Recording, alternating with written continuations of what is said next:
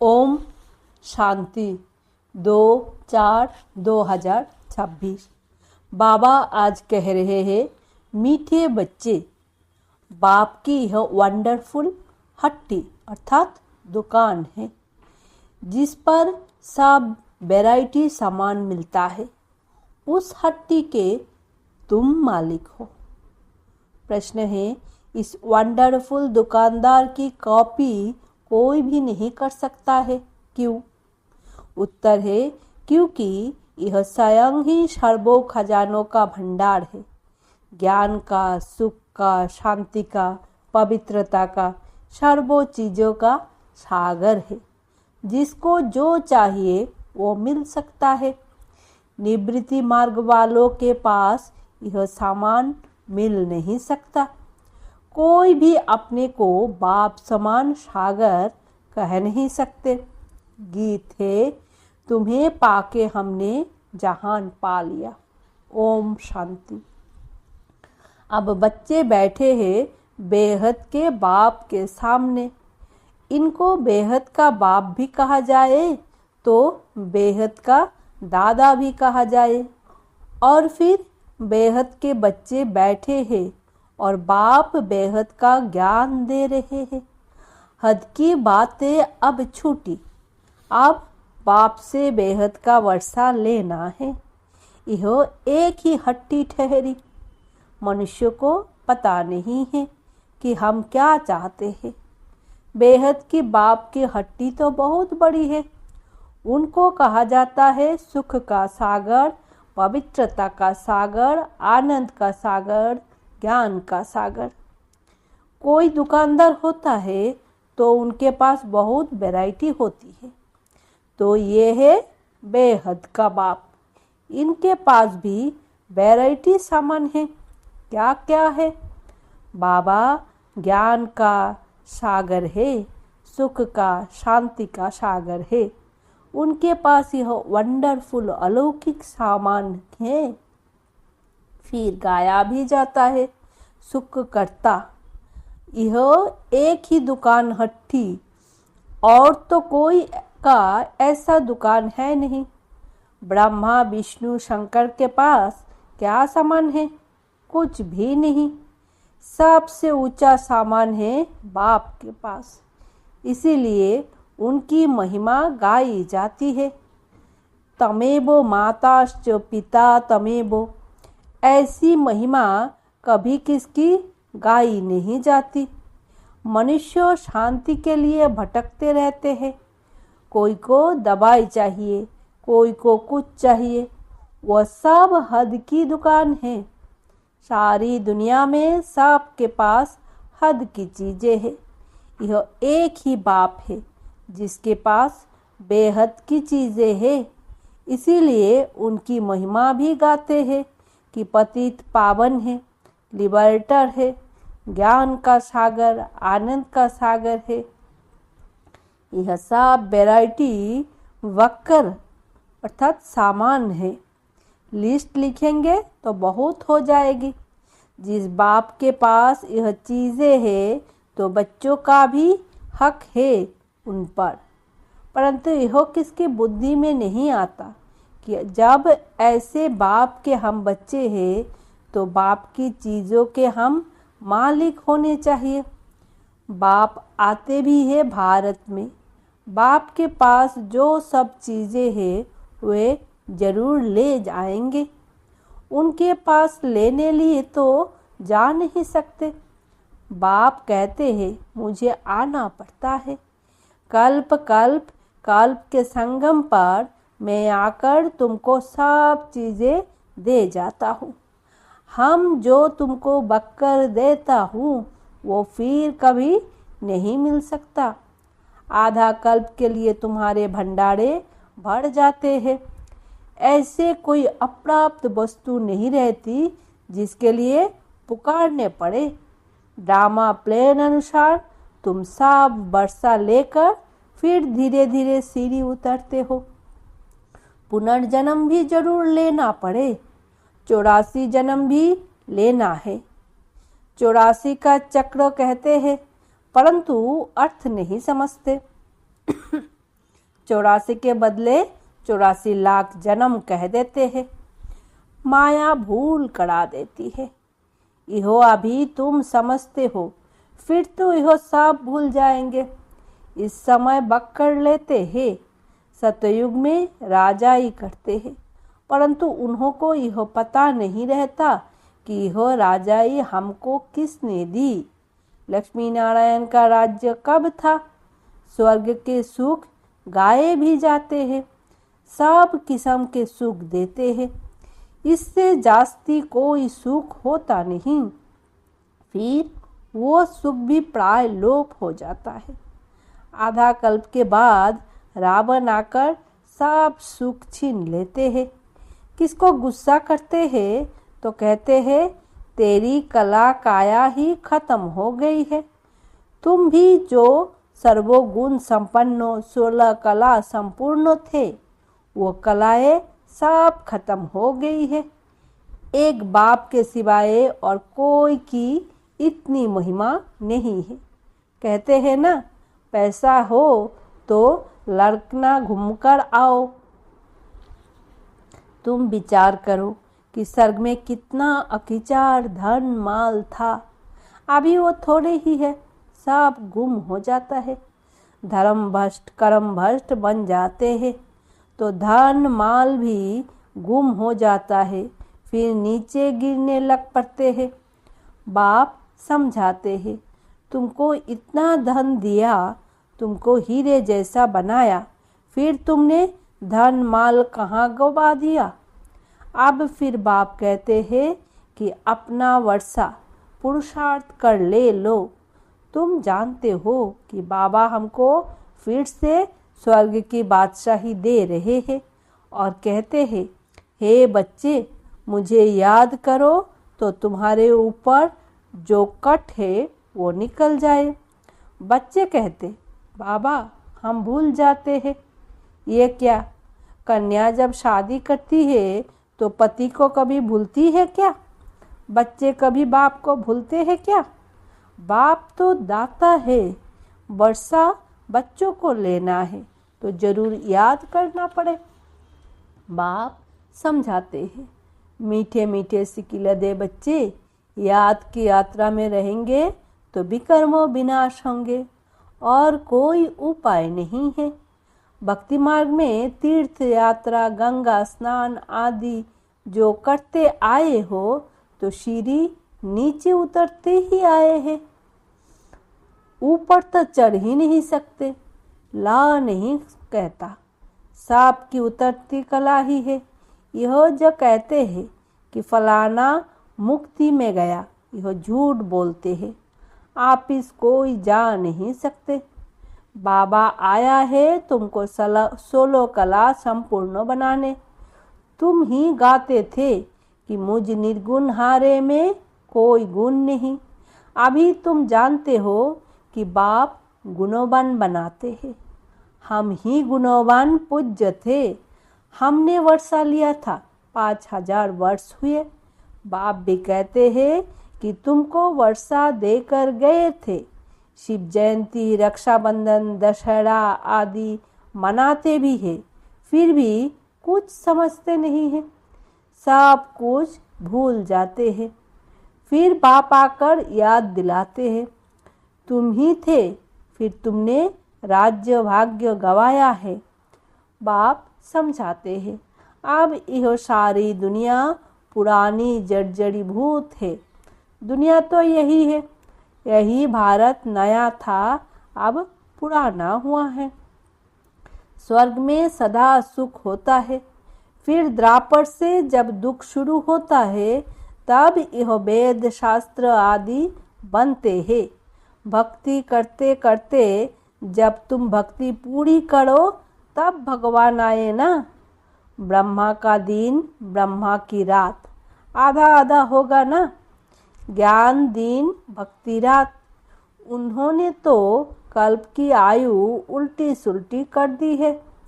तो पहले पहले तुम सबको बाप की महिमा बैठ सुनाओ।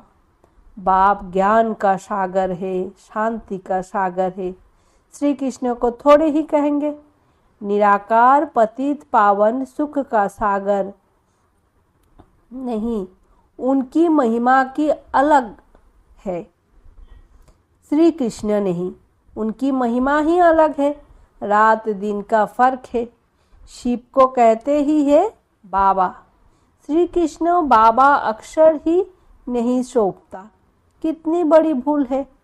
फिर छोटी छोटी भूलें करते 100% भूल गए हैं। बाप कहते हैं सन्यासियों से कभी यह सौदा मिल ना सके, वो है ही निवृत्ति मार्ग की। तुम हो प्रवृत्ति मार्ग वाले।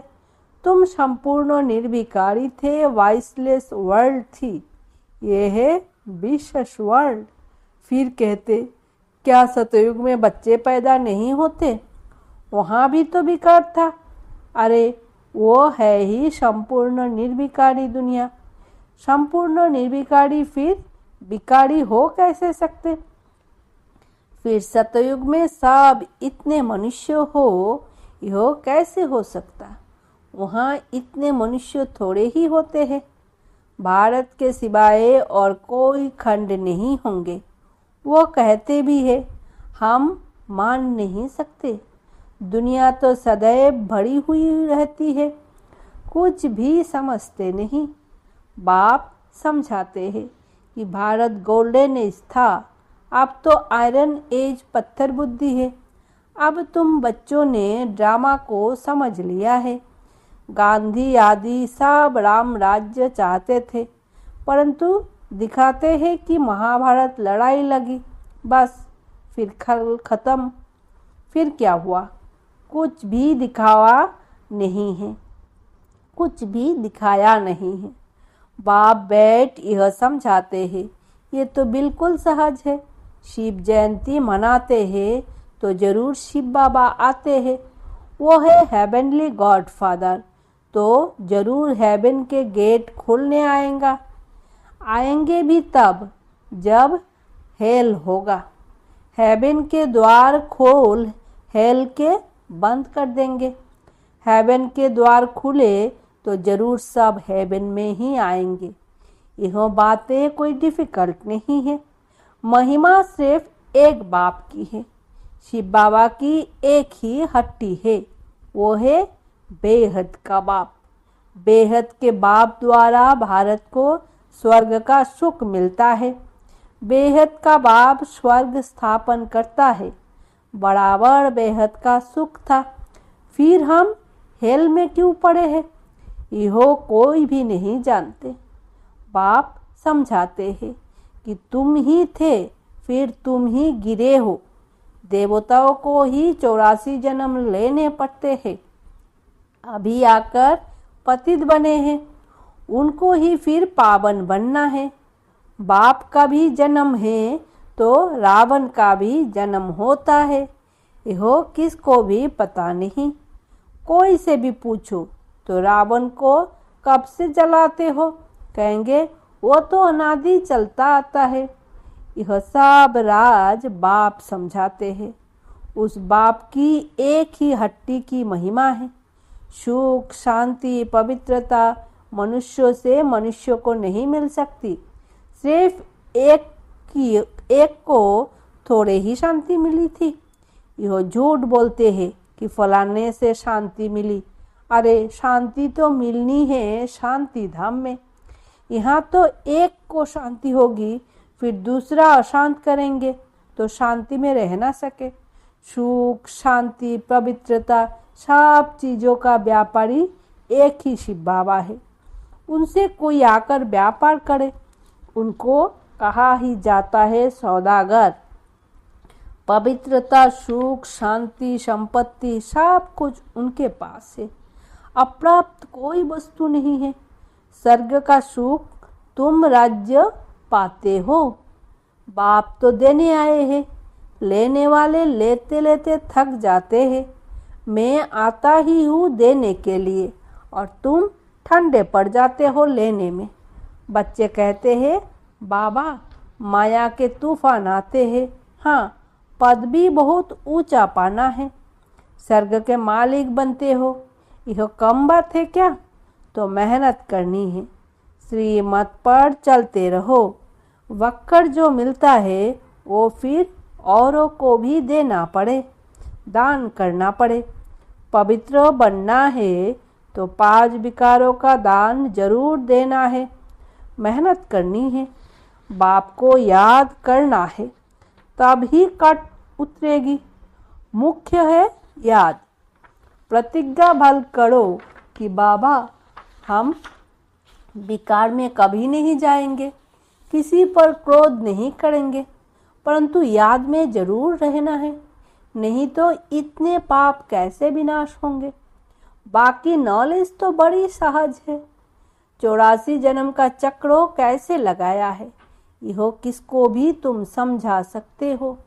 बाकी याद की यात्रा है में मेहनत है। भारत का प्राचीन योग मशहूर है।